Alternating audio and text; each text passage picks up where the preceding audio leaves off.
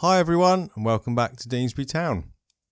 In this video I'm experimenting with some new techniques I've used to create an angle on the side of my next building to fit in the space available.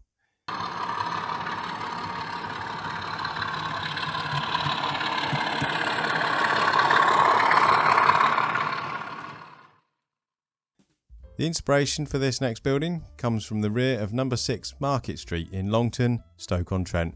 This is purely by chance, as I like the detail of the back of this building, especially these details around the window arches and the brick eaves under the roofline. So looking at the master plan for the shops and the station area, this is the building we're going to be looking at today, No 3 Market Hill. As you can see, the building needs to taper in on the right hand side to allow it to fit in with the buildings in front. Because this build is taking quite a long time, I'm going to break this video into two parts. This video will cover the main structure and how I made the angle, and then the next video will cover the extension and all the remaining details. Taking the footprint of the building from the master plan into a new Inkscape file, I made a simple mock-up to check it would fit into the space available. I also wanted to check how it would look against the other buildings. The mock-up was printed straight onto sticky labels, which were then stuck onto thin card, cut out, folded up and glued to form the building. As is often the case, the mock-up proved valuable, as I found the height of the extension part was wrong and I was able to spot this and correct it before I made the final model. Here's the mock-up in position on the layout against the other buildings, and although most of this will be blocked by the buildings in front, it does fit in quite nicely. The left hand side of the building here is fairly conventional with a 90-degree angle at the corner. This was assembled first with the windows cut out of the rear of the structure and the left hand side added and squarely glued together. The window openings were painted with watercolours to hide any exposed card. Because the rear of the extension was to be fitted over this, I was able to cut the brick paper into two separate parts. I think it would have been quite difficult to line this up around the entire building, the angle part and two sets of windows in one go, and as I was able to cover the join with the extension part, it made fitting it far easier to break it up into two stages.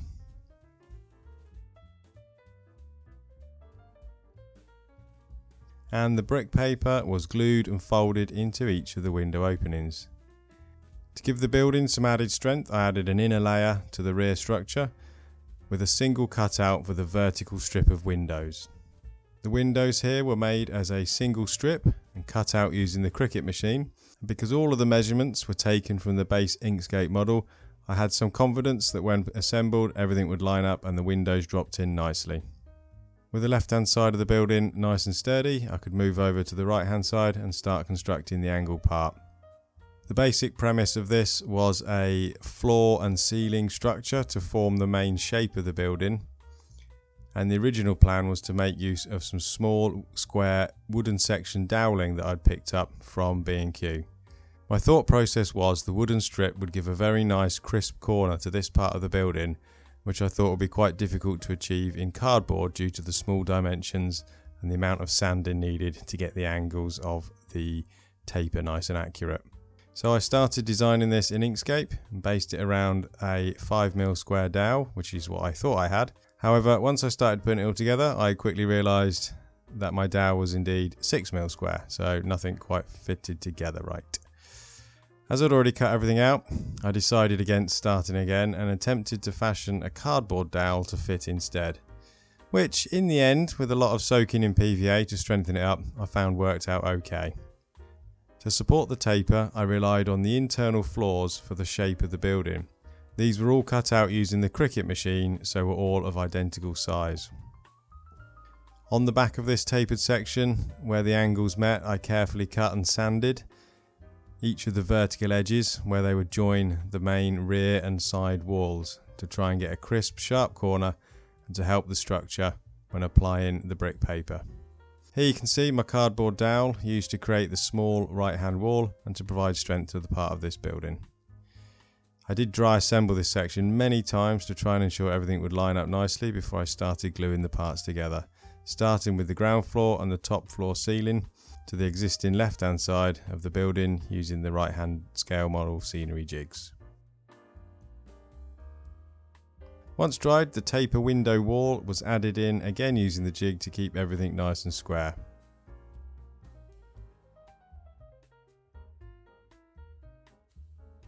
Finally, the card dowel was glued into place to form the short right hand wall, and the front joints were given a good coating of PVA, which when dry forms a hard surface and allows the card to be sanded. Here's the finished shell, which has come out quite a bit better than expected, with nice neat straight joints at each of the angles, as well as feeling quite robust. The brick paper on the right hand side can now be added, working out from the window cutouts, trying to keep it as level as possible, which is made a bit more difficult as this is quite a narrow wall and I've not pre-scribed this as I wasn't quite sure I'd get the scribing in the right place. After fitting the bricks around each of the windows, I glued the brick paper around the corners using PVA and a small spreader to get an even coverage and avoid peeling the paper back trying to squeeze a glue stick in. The windows were then added in a similar manner to those on the other side, however the ground floor will be a door here, which will be added in the next video. I'm really pleased with how the building's looking so far. The effort I put in to get the taper nice and neat and straight has paid off, and I'll be interested to hear if anyone else has built angle buildings in a similar fashion or in your own way. Please let me know in the comments below. So in the next video I'll be fitting the door, adding some lighting and interior details, the rear extension and the roof. Until then, thanks for watching, bye for now.